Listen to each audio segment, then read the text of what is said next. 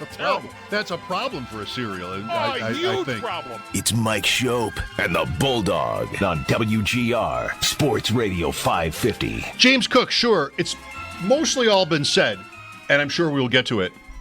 Roman Anthony, Bulldogs' beloved Boston Red Sox. Yeah, that's where we're at. Yep. Here's the question for you and anyone who wants to take it on. What's the most excited you think you've ever been for a debut? Ooh. Maybe it's your team, Bills or Sabres. Maybe it's not. What's the most excited? But probably it should be. What's the most excited you've ever been for the arrival of the new kid?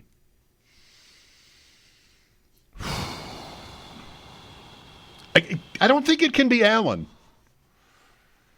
Maybe it's not for me to say who it can't be. Yeah. No, it would not be my answer. It was a little bit. Allen was a little bit anticlimactic. Like he went in the most embarrassing loss, one of the most embarrassing Bills losses ever.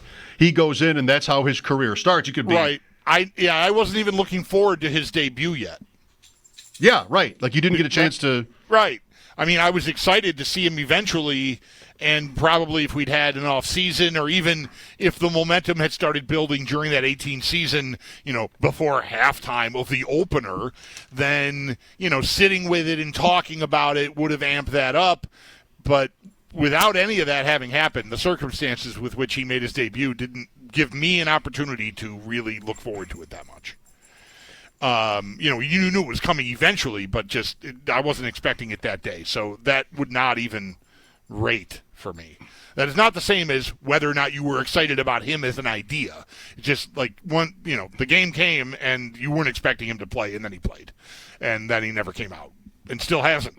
So he got hurt, but that year. But since then, he's been a rock. Yeah, I don't know now.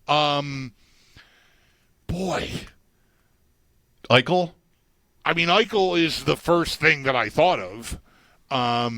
And that was also, that certainly was a lot of run-up, and you knew he was, going to make his debut.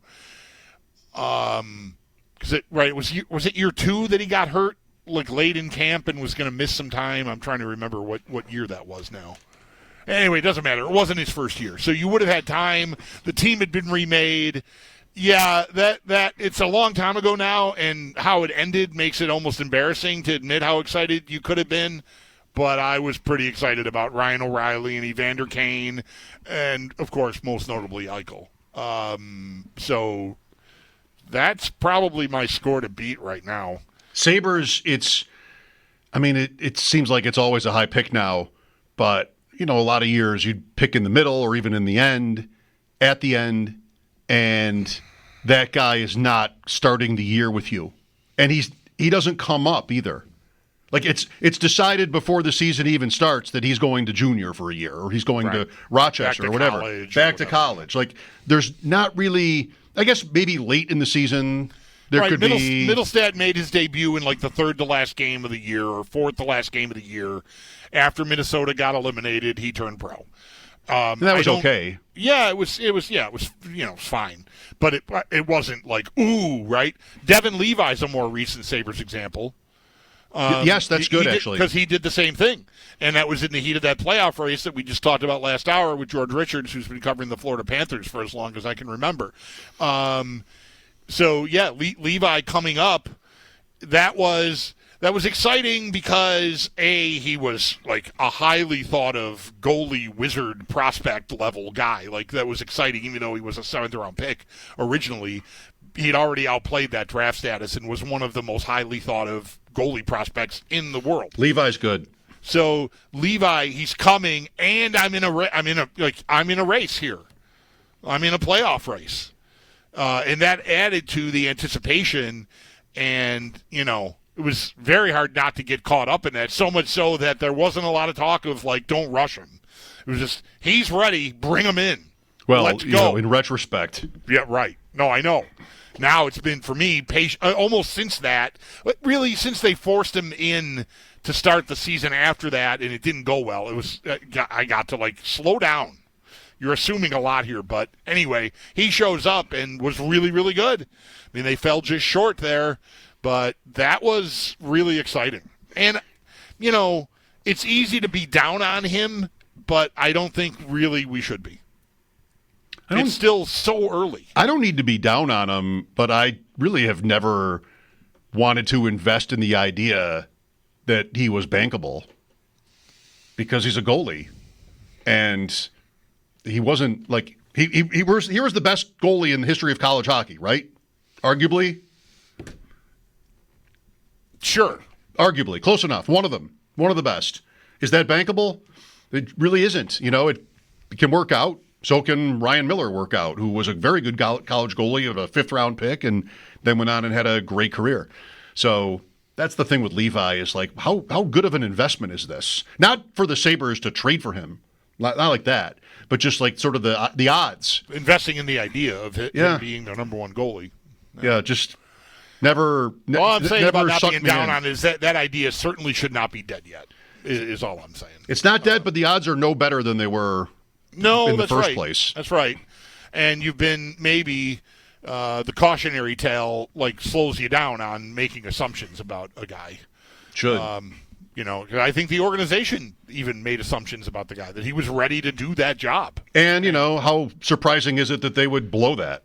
Right. Isn't that what usually happens? Not surprising at all. So. Not surprising at all. Yeah. If dare I go back so far, but I'm thinking about Bills and Sabres debuts. The 80s were great for this. Kelly, I think, is my answer.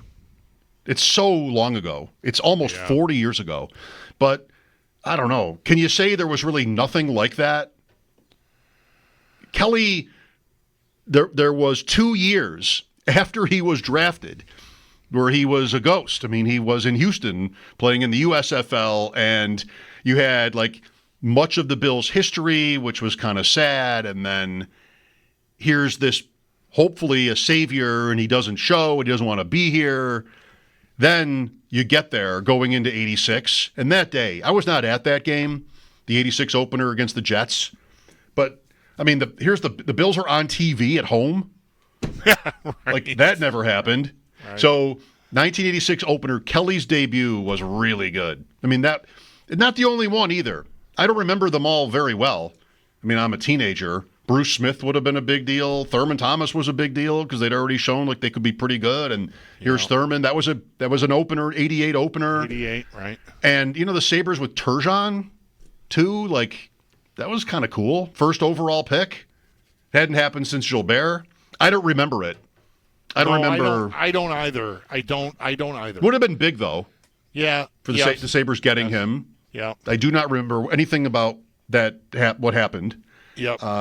Kelly would be my answer. Kelly is really good because go ahead. No, just because I was going to say to Alan, Kelly is, if Alan was the 101 or something, or even if he was who he was, and right away the Bills are like, this is going to be our guy right now, day one. And they open at home or something. And that comes after, well, it kind of did because of the drought, but the drought had been broken. It comes after a period of just sort of malaise with the team, and then here you go. Here's the new savior. Right. But, we had been through Lossman and Manuel, and I don't know if Allen was really that different as somebody to be excited about before anything happened. But Kelly was more than that. Yeah, I agree across the board. The problem with Allen that I would have is we already talked about at the outset here. The way his debut happened, it's separate from being excited about him as an idea. You just did not. I didn't myself. Speaking for myself, I didn't have the opportunity to ramp into, here we go, it's Josh Allen time, because again, we didn't think he'd be playing, and then he went in at halftime. Kelly, yeah, I mean, it's a whole summer of anticipation, and a summer on the heels of 2 years prior, like you just said, of him not wanting to be here and all of it. And yeah, it wasn't as long as the drought had been broken, but come on, the Bills they were starting over at quarterback, so it's enough of a new beginning, even though the drought ended. It feels like an extension of the drought, even though it broke before Allen got on the field.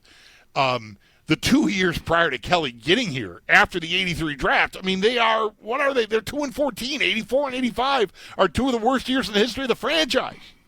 So, like him, the hope that he represented coming in, in a pre-internet era, to have people find out to go like get above the overpasses on the 33 and all the things that happened it's all pretty incredible that any of that happened.